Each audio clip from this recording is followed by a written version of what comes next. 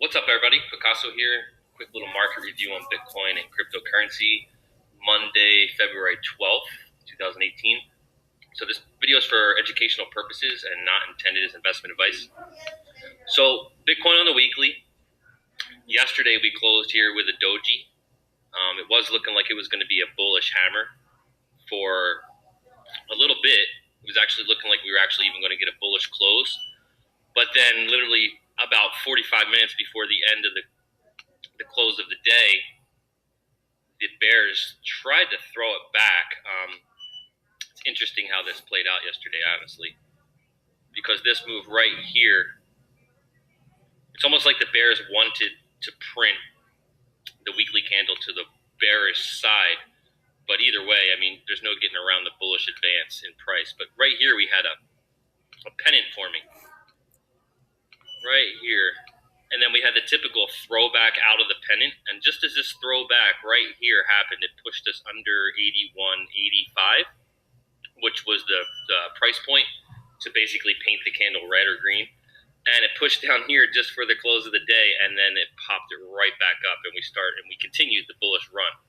So very interesting close of the week there yesterday, with that throwback right before the close of the week, just to keep the candle painted green, keep the candle from being painted green. But either way that you look at it, it's still a very bullish close, leading to an advance in the next candle. And that's what we're seeing now. Okay. Now, like I had pointed out before, we could be heading into a bull trap. All right, let's kind of pull this up on the 12-hour now. All right, and for us we need to clear a couple levels before we start to really look at this as far as a bullish continuation to 28,000, 32,000. There's levels we need to cross. We got to watch out that we don't do something like this up until about this level, and then we just kind of fall apart. Okay, and then we come down, like I said, to about 2,500, 3,000 within a couple months. That's the move that I'm very cautious of. Now, where that would happen would most likely be around here, right about here, about 95 to 9,800. Well, let's look at that on a smaller time frame. We look at these levels that we need to clear until we're really bullish. We're definitely on a bullish run right now. We had a lot of buy volume go in. The price is grinding back up. There's a lot more market interest. The fundamentals are lining up. Everything seems like it's good again in the market. But we have this, the rest of this bear market that's just kind of like lingering there, waiting to be fulfilled. And we need to clear certain levels. So what's forming here on like the 4-hour time frame? And this is what's going to get a lot of retail traders' attention, is this inverted head and shoulders right here. Okay, we basically have a neckline going right through here, where we touched it this morning again. And there we have an inverted head and shoulders. Okay, this shoulder here, the head, and then the other shoulder here. Okay, and this is, I don't really trade retail patterns as far as like waiting to act on the break of the retail pattern. I kind of see retail patterns as another expression of Elliott wave theory, meaning that this could be a move like this, like we point out, that happened in ETC, and basically all these charts look a lot the same.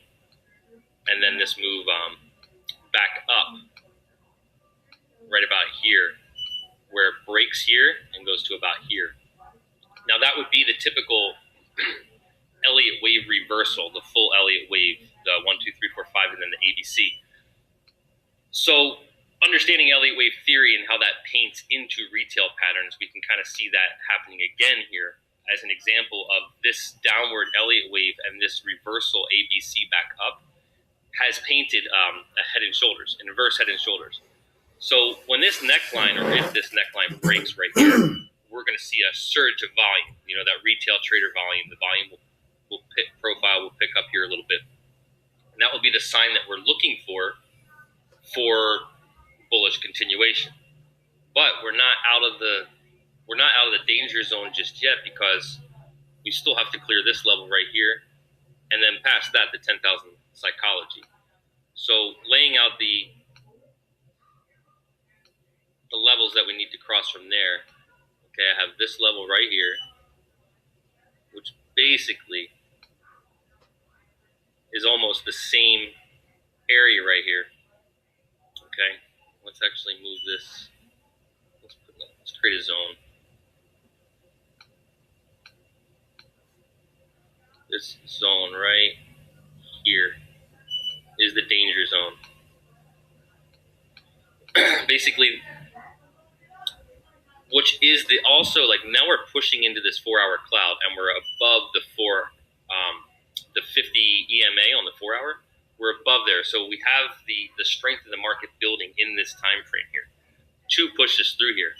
Now, once we get through there and we're pushed through this 4-hour cloud, we have some danger zone here at the lip of the cloud, all right, which is also these previous highs, and this tops right here, or these these bottoms right here, here and here, which is about between 95 and 98.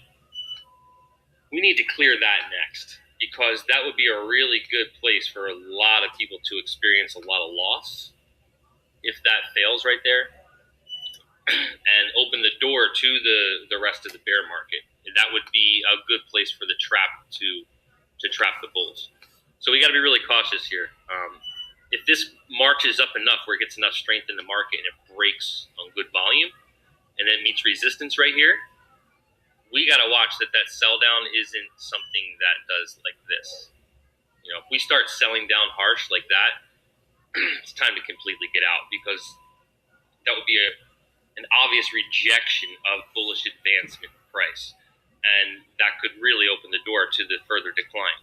So we really need to, it looks good for now as far as like where we bought last time. Okay, basically right down in this area.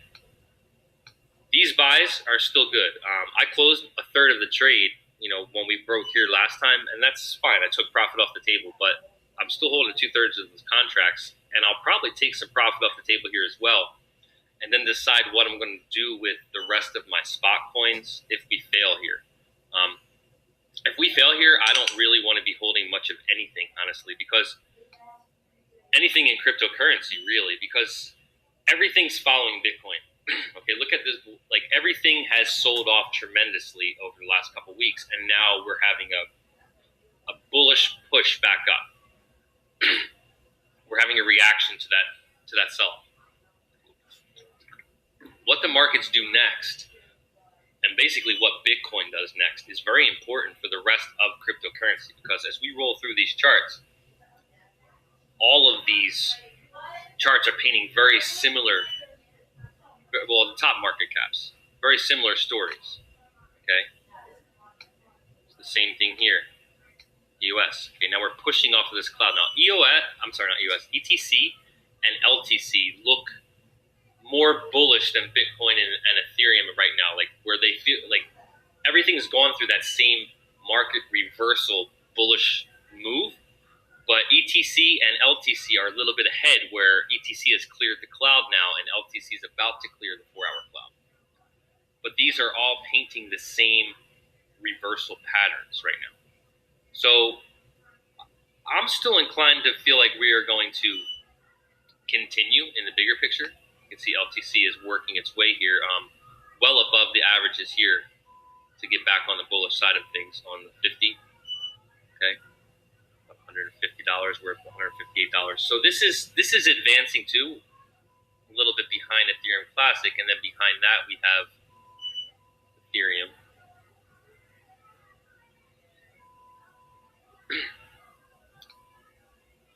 Okay, and then Bitcoin. Basically, everything is doing the same move. This is almost, you could almost look at this as an inverted head and shoulders as well here.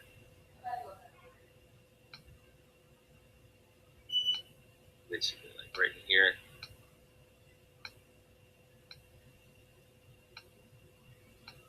All right, when these things break, these retail patterns, when they break to the upside, that's a very bullish advancement move. There's going to be a lot of retail traders that come in.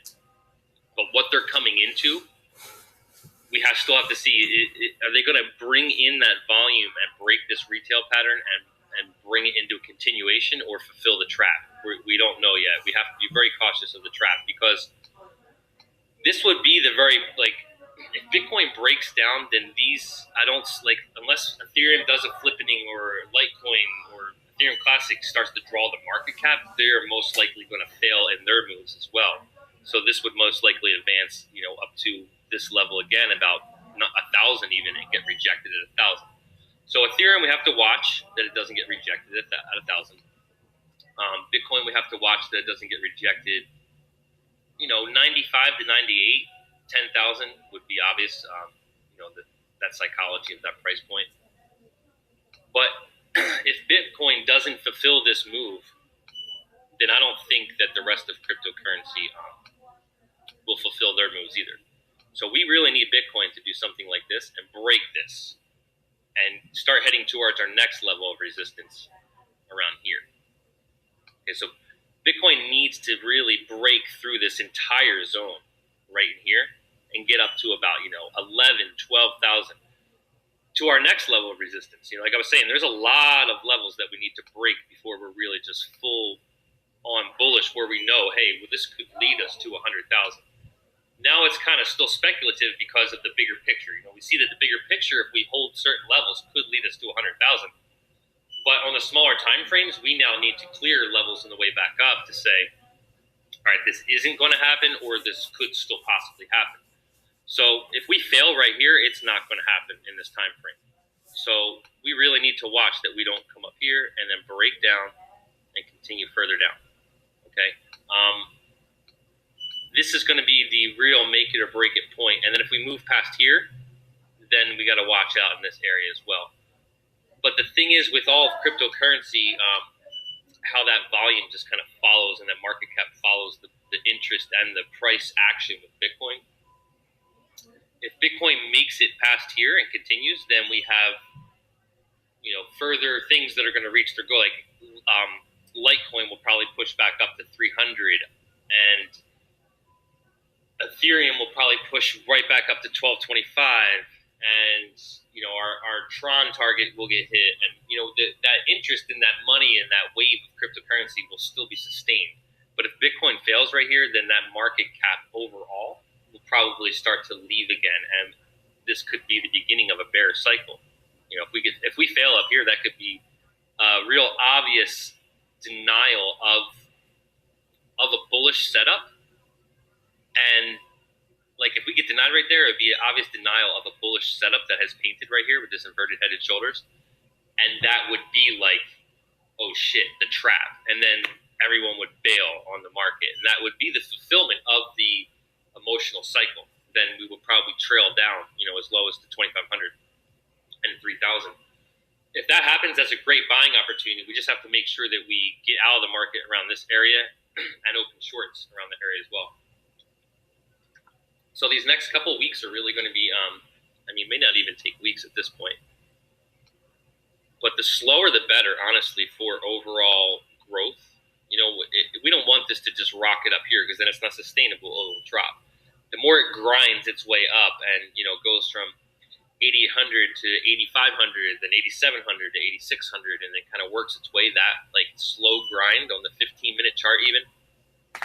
That's really what we want to see. We want to see a sustainable trend on a lower time frame that is just kind of grinding its way up. You can start to see that now. You're on the 15-minute even.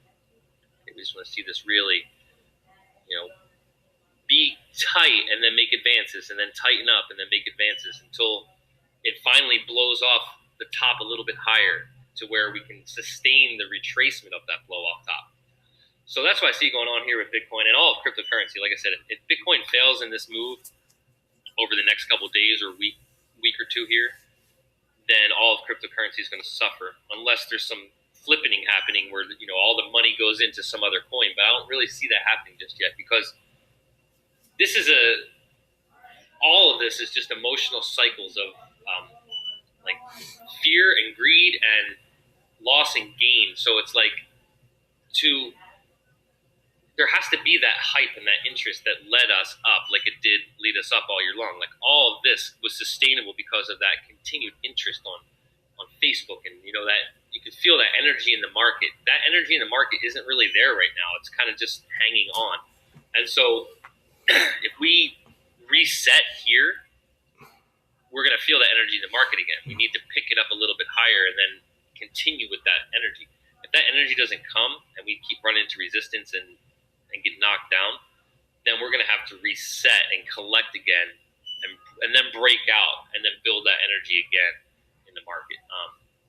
I don't see any of these things going away, but I would be really cautious right here about all of cryptocurrency because I don't see the money going into another coin just yet because the world hasn't really digested Bitcoin and what cryptocurrency is yet enough for the money to go into another coin just yet. For a minute, I thought maybe it would go to Ethereum, but you can see,